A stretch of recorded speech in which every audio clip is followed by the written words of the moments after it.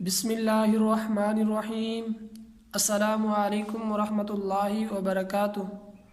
امید کرتا ہوں کہ آپ تمام حضرات اللہ کی رحمت اور فضل و کرم سے خیر و عافیت سے ہوں گے۔ جیسا کہ آپ نے ٹائٹل میں ملاحظہ کیا ہے کہ آج کی اس ویڈیو کے اندر میں آپ کو لیلۃ القدر کی فضیلت اور اہمیت قرآن مجید اور احادیث کی روشنی میں بتاؤں گا۔ اسی کے ساتھ لیلۃ القدر کون سی راتوں میں ہوتی ہے۔ ہمارے ہاں یہ عام تصور کیا جاتا ہے کہ 27 کی رات لیلۃ القدر کی رات ہوتی ہے، جبکہ ایسا نہیں ہے۔ اور لیلۃ القدر کا تعین کیوں اٹھا لیا گیا، اس حوالے سے بھی آپ کو میں احادیث مبارکہ سناؤں گا۔ رمضان المبارک کی راتوں میں سے ایک رات شب قدر کہلاتی ہے، جو بہت ہی برکت اور خیر کی رات ہے۔ قرآن پاک میں اس کو 1000 مہینوں سے افضل بتلایا گیا ہے۔ 1000 مہینے 83 برس 4 ماہ ہوتے ہیں۔ خوش نصیب ہے وہ شخص جس کو اس رات کی عبادت نصیب ہو جائے، کہ جو شخص اس ایک رات کو عبادت میں گزار دے، اس نے گویا 83 برس 4 ماہ سے زیادہ زمانہ کو عبادت میں گزار دیا۔ اور اس زیادتی کا بھی حال معلوم نہیں کہ 1000 مہینے سے کتنے ماہ زیادہ افضل ہے۔ اللہ جل شانہ کا حقیقتاً بہت ہی بڑا انعام ہے کہ قدردانوں کے لیے ایک بے نہایت رحمت مرحمت فرمائی ہے۔ درہ منشور میں حضرت انس رضی اللہ تعالیٰ عنہ سے حضور اکرم صلی اللہ علیہ وسلم کا یہ ارشاد نقل کیا گیا ہے کہ شب قدر اللہ جل شانہ نے میری امت کو مرحمت فرمائی، پہلی امتوں کو نہیں ملی۔ اس بارے میں مختلف روایت ہے کہ اس انعام کا سبب کیا ہوا۔ بعض احادیث میں ہے کہ نبی کریم صلی اللہ علیہ وسلم نے پہلی امتوں کی عمروں کو دیکھا کہ بہت ہوئیں، اور آپ صلی اللہ علیہ وسلم کی جو امت ہے بہت تھوڑی ہے۔ آپ صلی اللہ علیہ وسلم کی امت کی عمر بہت تھوڑی ہے، اگر وہ نیک اعمال میں ان کی برابر بھی کرنا چاہیں تو ناممکن۔ اس سے اللہ تعالیٰ کے لاڈلے نبی حضور پاک صلی اللہ علیہ وسلم کو رنج ہوا، اس کی تلافی میں یہ رات مرحمت ہوئی۔ اگر کسی خوش نصیب شخص کو 10 راتیں بھی نصیب ہو جائیں، ان کو عبادت میں گزار دے تو گویا 833 برس 4 ماہ سے بھی زیادہ کامل عبادت میں زمانہ گزار دیا۔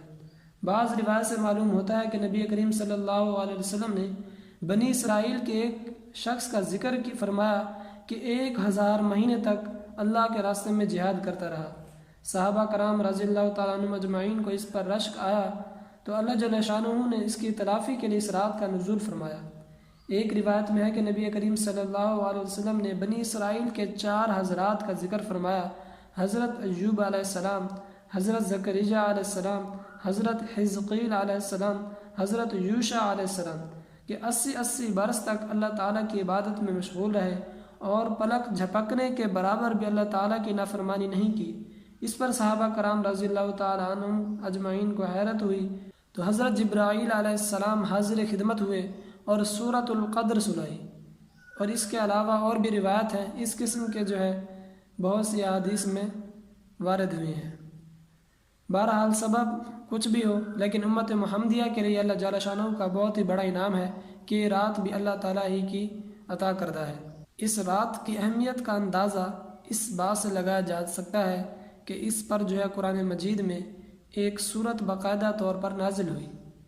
اس لیے آپ کو میں اس سورہ کی تھوڑی سی تفسیر بیان کر دیتا ہوں۔ بسم اللہ الرحمن الرحیم۔ انا انزلناہ فی لیلۃ القدر، بے شک ہم نے قرآن پاک کو شب قدر میں اتارا، یعنی قرآن پاک لوح محفوظ سے آسمان دنیا پر اسی رات میں اترا ہے۔ یہی ایک بات اس رات کی فضیلت کے لیے کافی ہے۔ وما ادراک ما لیلۃ القدر، آپ کو کچھ معلوم بھی ہے کہ شب قدر کیسی بڑی چیز ہے، یعنی اس رات کی بڑائی اور فضیلت کا آپ کو علم بھی ہے کہ کتنی خوبیاں اور کس قدر فضائل اس میں ہے۔ لیلۃ القدر خیر من الف شہر، شب قدر 1000 مہینوں سے بہتر ہے، یعنی 1000 مہینہ تک عبادت کرنے کا جس قدر ثواب ہے، اس سے زیادہ شب قدر میں عبادت کرنے کا ثواب ہے۔ اور اس زیادتی کا بھی علم نہیں کہ کتنی زیادہ ہے۔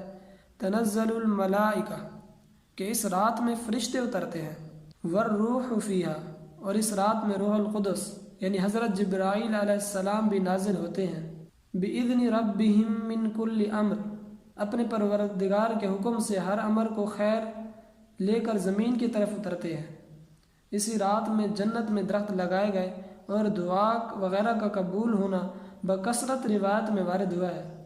در منشور کی ایک روایت میں ہے کہ اسی رات میں حضرت عیسیٰ علیہ السلام آسمان پر اٹھائے گئے اور اسی رات میں بنی اسرائیل کی توبہ قبول ہوئی، اور وہ رات سراپا سلام ہے، یعنی تمام راتوں کی جو ہے ملائکہ ہے، مومنین پر سلام ہوتا رہتا ہے۔ ملائکہ کی ایک فوج آتی ہے اور دوسری جاتی ہے۔ ہی حتی مطلع الفجر، طلوع فجر تک رہتی ہے۔ یہ نہیں کہ رات کے کسی خاص حصہ میں برکت ہو اور کسی میں نہ ہو، بلکہ صبح ہونے تک ان برکات کا ظہور رہتا ہے۔ تو اس کے ساتھ جو ہے آپ حضرات کو بخاری و مسلم کی ایک اور حدیث بیان کرتا ہوں۔ نبی کریم صلی اللہ علیہ وسلم کا ارشاد ہے کہ جو شخص لیلۃ القدر میں ایمان کے ساتھ اور ثواب کی نیت سے عبادت کے لیے کھڑا ہو، اس کے پچھلے تمام گناہ معاف کر دیے جاتے ہیں۔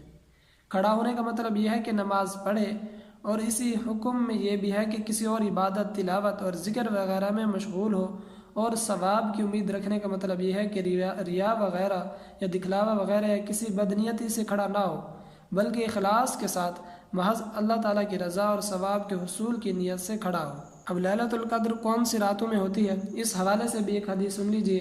حضرت عائشہ رضی اللہ تعالیٰ عنہا نبی کریم صلی اللہ علیہ وسلم سے نقل فرماتی ہیں کہ لیلۃ القدر کو رمضان کے اخیر عشرہ کی طاق راتوں میں تلاش کیا کرو۔ جمہور علماء کے نزدیک اخیر عشرہ 21ویں رات سے شروع ہوتا ہے۔ عام ہے کہ مہینہ 29 کا ہو یا 30 کا۔ اس حساب سے حدیث بالا کے مطابق شب قدر کی تلاش 21، 23، 25، 27 اور 29 راتوں میں کرنا چاہیے۔ اگرچہ مہینہ چاہے 29 کا ہو، تب بھی اخیر عشرہ یہی کہلاتا ہے۔ تو ہم جو ہے عام طور پر لیلۃ القدر کو 27 کی رات سمجھتے ہیں، جبکہ ایسا نہیں ہے۔ حدیث سے یہ ثابت ہو گیا کہ جو ہے اس رات کو، یہ رات جو ہے طاق راتوں میں ہوتی ہے۔ کوئی بھی طاق رات ہو سکتی ہے، وہ چاہے 21 ہو، چاہے وہ 23 ہو، چاہے وہ 25 ہو، چاہے 27 ہو یا 29 ہو، ان میں سے جو ہے کوئی بھی رات ہو سکتی ہے۔ اور لیلۃ القدر کا جو ہے تعین کیوں اٹھا لیا گیا، اس حوالے سے بھی ایک حدیث سن لیجیے۔ حضرت عبادہ رضی اللہ تعالیٰ عنہ کہتے ہیں کہ نبی کریم صلی اللہ علیہ وسلم اس لیے باہر تشریف لائے تاکہ ہمیں شب قدر کی اطلاع فرمائیں، مگر دو مسلمانوں میں جھگڑا ہو رہا تھا۔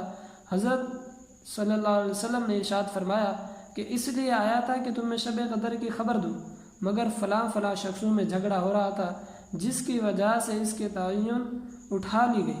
کیا بعید ہے کہ یہ اٹھا لینا اللہ کے علم میں بہتر ہو، لہٰذا اب اس رات کو 9ویں اور 7ویں اور 5ویں راتوں میں تلاش کرو۔ اس حدیث میں جو ہے 3 باتیں قابل غور ہیں۔ امر اول یہ ہے کہ جو سب سے اہم ہے وہ جھگڑا ہے، کہ جو اس قدر سخت بری چیز ہے کہ اس کی وجہ سے ہمیشہ کے لیے شب قدر کی تعین اٹھا لی گئی۔ اور صرف یہی نہیں بلکہ جھگڑا ہمیشہ برکات سے محرومی کا سبب ہوا کرتا ہے۔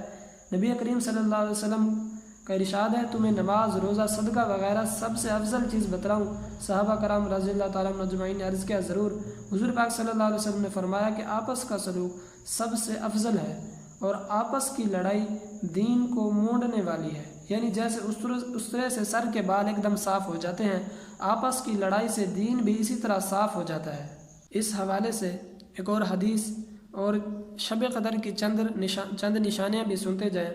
حضرت عبادہ رضی اللہ تعالیٰ عنہ نے نبی کریم صلی اللہ علیہ وسلم سے شب قدر کے بارے میں دریافت کیا تو آپ صلی اللہ علیہ وسلم نے ارشاد فرمایا کہ رمضان کے اخیر عشرہ کی طاق راتوں میں 21، 23، 25، 27 اور 29 یا رمضان کی آخر رات میں جو شخص ایمان کے ساتھ ثواب کی نیت سے اس رات میں عبادت کرے، اس کے پچھلے تمام گناہ معاف ہو جاتے ہیں۔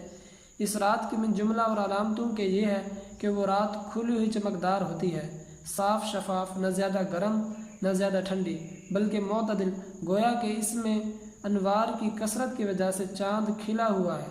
اس رات میں صبح تک آسمان کے ستارے شیاطین کو نہیں مارے جاتے۔